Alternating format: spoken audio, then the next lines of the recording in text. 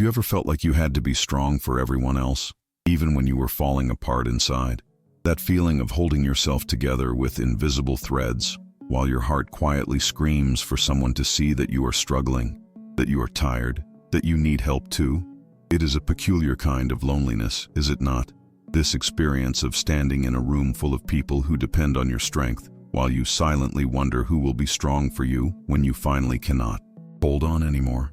You wear the mask so well that everyone believes it, and the tragedy is that you start to believe it too, forgetting that beneath the armor of competence and resilience, there is a human being who also needs to be held, to be seen, to be allowed to be vulnerable without shame or judgment. I understand this feeling deeply, the sense of having lost touch with your own authentic self, because somewhere along the way, you learned that your needs were less important than everyone else's, that your pain was something to be managed quietly, that your vulnerability was a burden rather than a bridge to genuine connection. This disconnection from your true self creates a kind of emotional exhaustion that goes beyond ordinary tiredness, a weariness that settles into your bones and makes even simple acts of being yourself feel like monumental efforts. But what if I told you that this pattern, this tendency to suppress your own needs and feelings in service of being strong, actually has its roots in something that happened long before you were old enough to consciously choose it? Something that Carl Rogers understood with remarkable clarity about how we learn to abandon ourselves in order to be loved. When Carl Rogers explored the nature of human development and psychological health, he made a profound observation that continues to resonate. Through decades of psychological understanding, he noticed that children come into this world with what he called an organismic valuing process, which is essentially an innate capacity to know what they need, what they feel, and what is genuinely good for them. A young child who is tired will naturally want to rest. A child who is sad will naturally want to cry and be comforted. A child who is afraid will naturally seek safety and reassurance. This organismic wisdom is not something that needs to be taught. It is already present, already functioning perfectly as a guide toward health and wholeness. But Rogers also observed something troubling that happens in the process of socialization, something that gradually disconnects children from this inner compass and teaches them instead to prioritize the expectations and judgments of others over their own authentic experience.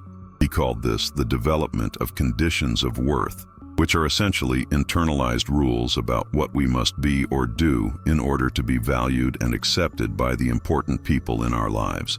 When a child learns that they are loved conditionally, that their worth depends on meeting certain standards or suppressing certain aspects of themselves, something fundamental shifts in their relationship with their own inner experience. They begin to monitor themselves through the eyes of others, constantly asking not what do I actually feel or need, but rather what should I feel or need in order to be acceptable, in order to be loved, in order to avoid rejection or disapproval. Now imagine a child growing up in an environment where they are consistently given the message, either explicitly or implicitly, that they must be strong. Perhaps the family is going through difficult circumstances, and the child perceives, correctly or incorrectly, that their parents are overwhelmed and cannot handle any additional emotional burden. Perhaps there is a cultural or familial emphasis on resilience and self-sufficiency that frames vulnerability as weakness and independence as the highest virtue. Perhaps the child has a parent who is emotionally fragile or unstable, and the child learns through painful experience that expressing their own needs or emotions triggers distress or withdrawal in the parent, teaching them that safety lies in suppressing their authentic feelings and taking care of the parent's emotional state instead. Perhaps the child receives praise and attention primarily when they are competent, helpful, and emotionally controlled, while their moments of vulnerability or need are met with discomfort, dismissal, or subtle messages that they are being difficult or demanding. Whatever the specific circumstances, the child begins to internalize a powerful condition of worth that essentially says your value depends on your strength, your needs are a burden, your vulnerability is something to be hidden or overcome, and your role is to be the strong one, even when you desperately need someone to be strong for you. This is not usually a conscious or deliberately cruel process on the part of parents or caregivers. Most often, these patterns are passed down unconsciously from generation to generation, each person doing their best with the emotional resources and understanding they have available. A parent who was themselves forced to be strong as a child may genuinely believe they are helping their child by encouraging toughness and self-reliance, not recognizing that what they are actually teaching is emotional suppression and disconnection from authentic needs. A parent who is genuinely overwhelmed by their own struggles may not have the capacity to see and respond to their child's emotional needs, not because they do not love their child, but because they are drowning in their own pain and simply cannot hold space for anyone else's.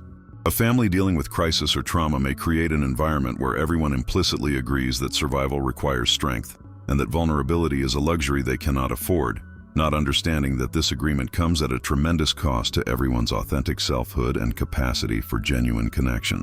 But regardless of the intention or awareness behind these patterns, the impact on the child is profound and lasting. When a child is forced to be strong before they are developmentally ready for that kind of emotional self-sufficiency, something essential breaks inside them. It is not a dramatic, visible breaking, but rather a quiet fracturing of the connection between their authentic inner experience and their outward presentation to the world. They learn to perform strength while feeling weak, to smile while feeling sad, to say they are fine when they are falling apart, to take care of others while ignoring their own needs, to be the reliable one, the capable one, the one who never needs help or support or comfort. And in learning this performance so thoroughly, they lose touch with the organismic wisdom that once told them clearly what they needed and felt. They develop what Rogers called incongruence, which is essentially a split between the self they truly are, with all their authentic feelings and needs, and the self they present to the world in order to maintain acceptance and avoid rejection. This incongruence becomes so habitual, so automatic, that they often do not even recognize it is happening. They genuinely believe they are fine, that they do not need help, that being strong is just who they are, not recognizing that this identity was constructed through a painful process of self-abandonment in service of conditional love. The tragedy of this pattern is that it works, at least in a limited and costly way. The child who learns to be strong does often receive a certain kind of approval and validation. They are praised for being mature, responsible, capable beyond their years. They may become the person everyone turns to in crisis, the one who holds things together, the one who can be counted on no matter what. They may develop genuine competencies and strengths that serve them well in certain areas of life. But beneath this successful exterior, there is often a deep well of unmet needs, unprocessed emotions, and a profound loneliness that comes from never having been truly seen and accepted in their vulnerability. They have learned to give care but not to receive it, to be strong for others but never to ask for strength in return, to present a version of themselves that is acceptable while hiding away the parts that feel too needy, too emotional, too much, too vulnerable. I want to pause here for a moment, because I know that if you are watching this video, there is a good chance that some part of this story is resonating with your own experience, and I want to acknowledge how difficult it can be to recognize these patterns in ourselves. It is not easy to see that the strength we have prided ourselves on, the independence we have cultivated, the capability that others admire in us, might actually be rooted in a painful childhood adaptation, rather than in genuine wholeness and authentic choice. There can be grief in this recognition, a kind of mourning for the child who needed to be held, but learned instead to hold everyone else, for the years spent performing strength while aching for permission to be soft, for all the moments when we desperately wanted to say, "I am not okay, and I need help," but could not find those words, because we had learned so thoroughly that our role was to be the strong one. So I want to invite you to share something in the comments if you feel moved to do so. Can you think of a specific moment or pattern from your childhood when you felt you had to be strong even though inside you were struggling or scared or in need of comfort? Maybe it was something as seemingly small as being told big girls do not cry, or as significant as having to emotionally support a parent through their difficulties. I know it can feel vulnerable to name these experiences, to put words to feelings that perhaps you have never fully articulated even to yourself. But there is something profoundly healing that happens when we begin to acknowledge our true experience, rather than continuing to minimize or dismiss it. So if you feel comfortable, I invite you to complete this sentence in the comments. I had to be strong when, and just let yourself finish that thought honestly, without judgment, without making your experience smaller than it was. Your comment might be the thing that helps someone else feel less alone in their own struggle, and naming your experience is often the first step toward reclaiming your authentic self. And now, continuing our exploration of how these early patterns shape our adult lives and what we can do to heal them. The consequences of being forced into premature strength extend far beyond childhood. In adulthood, People who carry this pattern often find themselves repeating familiar roles in their relationships and work environments. They become the friend everyone calls in crisis, but who rarely reaches out when they themselves are struggling. They become the partner who is always supportive, always understanding, always willing to accommodate, while their own needs go unspoken and unmet. They become the colleague who takes on extra work, who steps up in difficult situations, who can always be counted on, while quietly burning out from the weight of constant responsibility.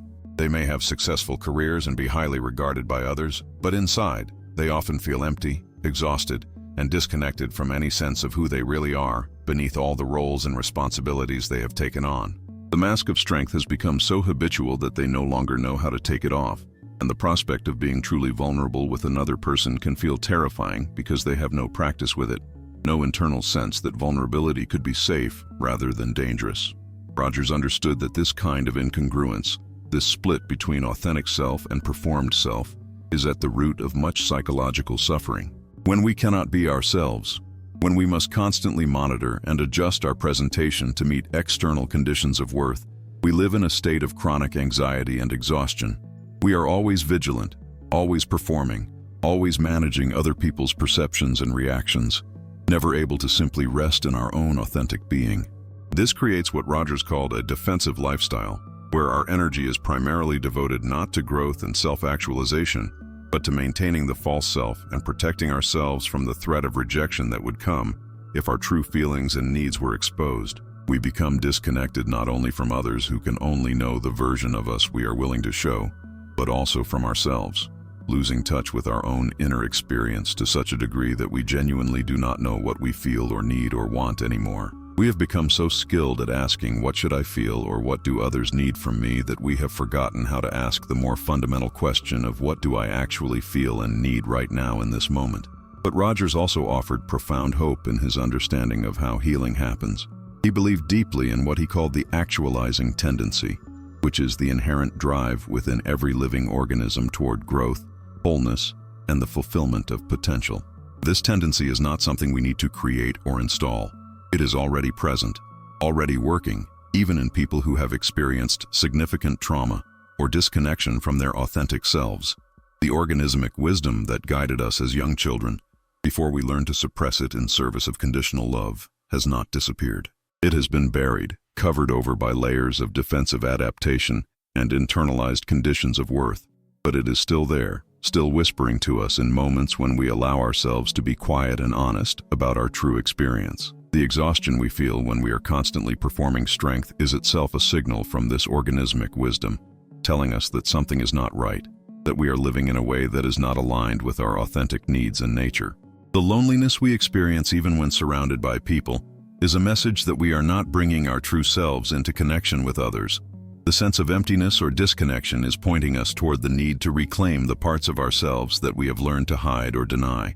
Rogers believed that the primary condition for psychological healing and growth is a relationship characterized by 3 essential qualities, and these qualities are just as relevant whether we are talking about a formal therapeutic relationship or any relationship in which genuine healing and growth can occur.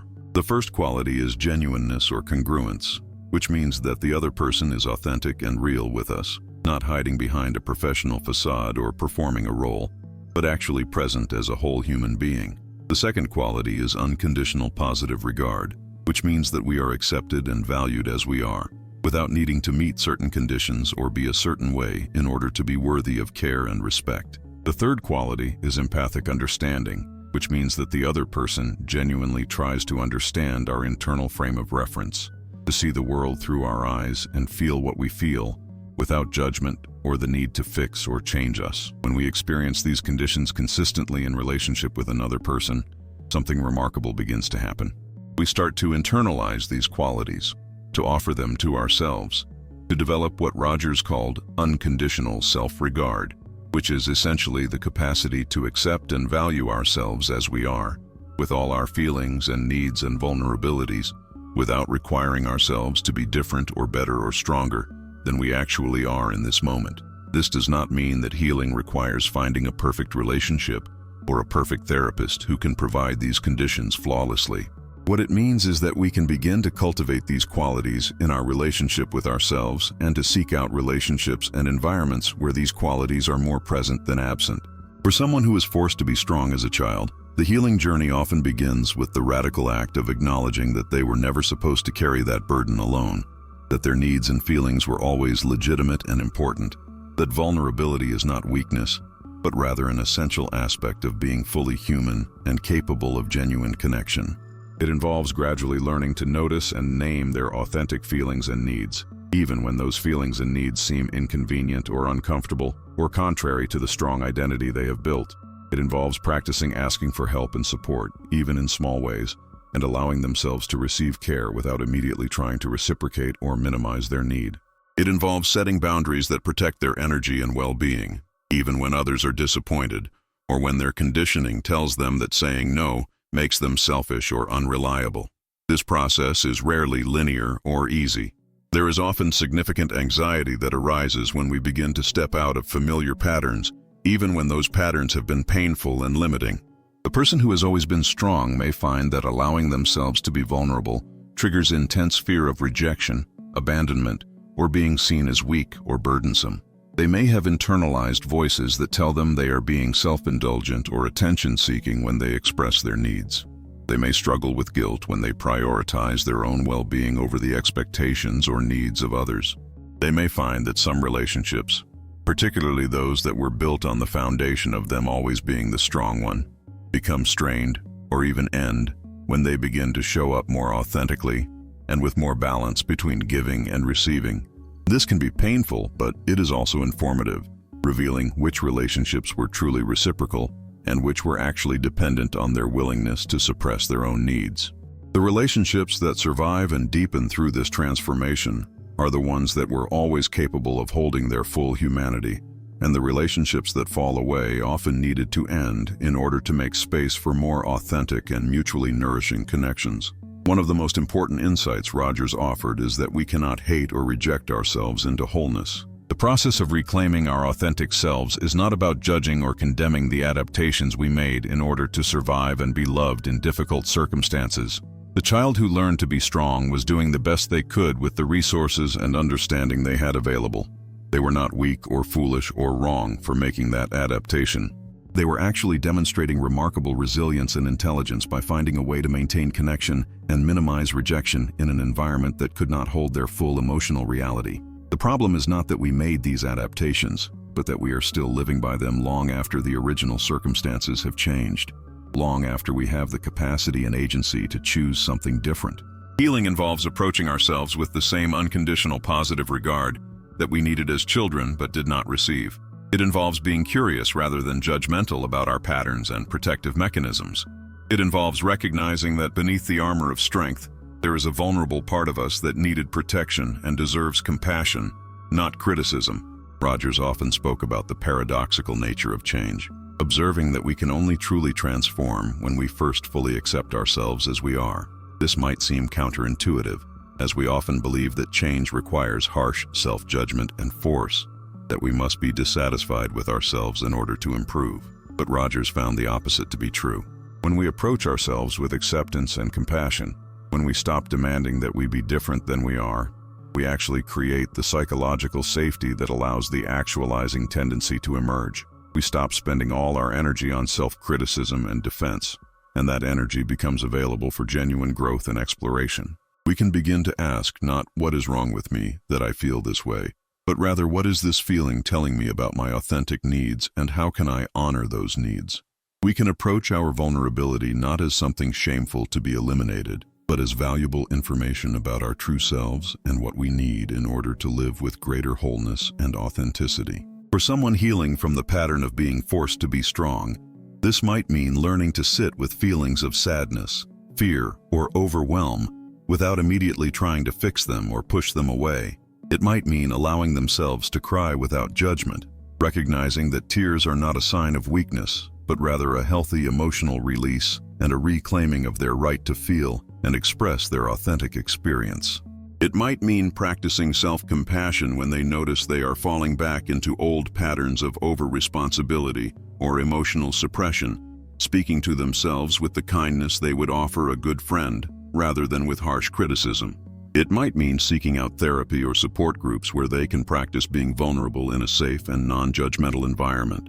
It might mean gradually opening up to trusted friends or partners about their struggles and needs, taking small risks to see if their authentic self can be met with acceptance rather than rejection. It might mean developing practices like journaling or meditation that help them tune into their organismic experience, asking themselves regularly, what am I actually feeling right now? What do I actually need right now? Without immediately censoring or dismissing the answers that arise. Rogers also emphasized the importance of what he called the fully functioning person, which is not a state of perfection or the absence of problems, but rather a way of being characterized by openness to experience, trust in one's own organismic wisdom, and the capacity to live in the present moment without being overly constrained by the past or anxious about the future. A fully functioning person is not someone who never struggles or never feels vulnerable, but rather someone who can experience the full range of human emotions without defensiveness, who can trust their own perceptions and feelings as valid sources of information, who can adapt flexibly to new situations rather than rigidly adhering to prescribed roles or expectations. For someone who was forced to be strong as a child, moving toward this way of being involves gradually reclaiming the emotional flexibility and authenticity that was suppressed in service of survival. It involves learning that they can be strong when genuine strength is called for, and vulnerable when vulnerability is needed, that they can give support when they have capacity and ask for support when they need it, that they can be the full spectrum of human rather than only the narrow band of strength and capability that once kept them safe. This journey also often involves rethinking our relationship with the very concept of strength itself. In the culture many of us grew up in, strength is often equated with independence, invulnerability, and the capacity to handle everything alone without needing others. But Rogers offers us a different understanding of what true strength actually looks like. Real strength, authentic strength, includes the courage to be vulnerable, to acknowledge when we are struggling, to ask for help when we need it, to show up honestly in relationships even when that honesty reveals our imperfections and needs. Real strength is not about never falling down, but about being willing to get back up and keep growing even after we have failed or struggled or made mistakes. Real strength is not about protecting ourselves from all pain and difficulty, but about being willing to feel and move through difficult emotions rather than suppressing or avoiding them. Real strength includes the capacity for what Rogers called positive self-regard, which is not arrogance or narcissism, but rather a stable sense of one's own worth that does not depend on constant achievement or the approval of others. When we begin to embody this more authentic understanding of strength, we often find that our relationships begin to shift in profound ways. People who were attracted to our old pattern of always being strong and available may drift away, but we also attract and deepen connections with people who are capable of seeing and valuing our whole selves, including our vulnerability and needs. We may find that when we stop performing in vulnerability, we actually give others permission to be more authentic as well, creating relationships characterized by mutual vulnerability and genuine intimacy rather than by role-playing and emotional caretaking. We may discover that the people who truly love us are actually relieved when we stop pretending to be fine all the time, that they have been wanting to support us, but did not know how to break through the wall of our apparent self-sufficiency.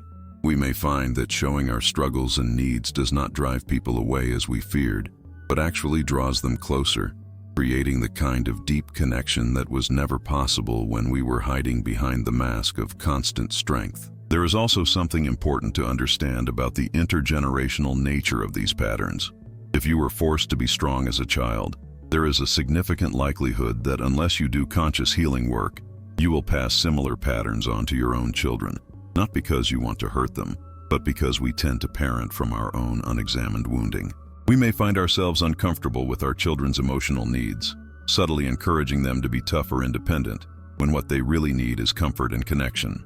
We may inadvertently teach them that our love is more available when they are strong and capable than when they are struggling and needy. We may project our own disowned vulnerability onto them and try to toughen them up to spare them the pain we experienced, not recognizing that this toughening is itself a form of pain and disconnection. Breaking these cycles requires us to do the difficult work of acknowledging and healing our own wounds so that we can offer our children what we did not receive, the experience of being loved and accepted in their full emotional reality, including their vulnerability and need for support. This is not about blaming ourselves or our parents. It is about understanding that healing is always possible, that we are not doomed to repeat the patterns that shaped us, that we have the capacity to make different choices once we bring awareness to these unconscious dynamics. Rogers believed deeply in the capacity of human beings to grow and change throughout their lives, and his approach offers us a compassionate and hopeful framework for that transformation. We do not need to wait until we are perfect or fully healed to begin living more authentically. We can start right now in small ways by simply noticing when we are performing strength rather than feeling it, by pausing to check in with our authentic feelings and needs rather than immediately suppressing them, by taking small risks to be more vulnerable with safe people, by offering ourselves the compassion and acceptance we have always deserved but may not have received. If this message has touched something within you, if you recognize yourself in this description of being forced to be strong before you were ready, I want you to know that you are not alone in this experience, and you do not have to continue carrying this burden in isolation. This channel is dedicated to exploring the insights of Carl Rogers and person-centered psychology in ways that are practical and applicable to the real struggles we face in our daily lives.